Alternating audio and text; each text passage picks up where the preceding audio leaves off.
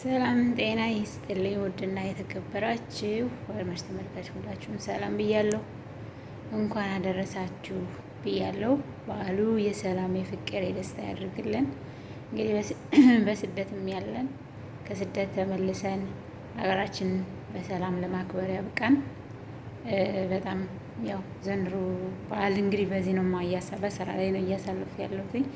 ምንም ነገር አላዘጋጀው ማለት ነው። ግን እግዚአብሔር ቢል ቢሳካልን ሀገራችን ሰላም ሲሆን እናከብራለን። ዛሬ ግን ያው ከማዳም ኩሽና ቁጭ ብዬ ማለት ነው ሪከርድ ያደረኩላቸው የሚዲዮ እየቀረጽኩላቸው ያላችሁትኝ እንግዲህ በስደት ያላችሁ እህት ወንድሞች እንኳን አደረሳችሁ። በተለይም ደግሞ ለክርስትና እምነት ተከታዮች በፋኖ ትግል ላይ ያላችሁ ሁላችሁም እንኳን አደረሳችሁ ብያለሁ። በዓሉ የሰላም የፍቅር የደስታ የአንድነት ያርግልን።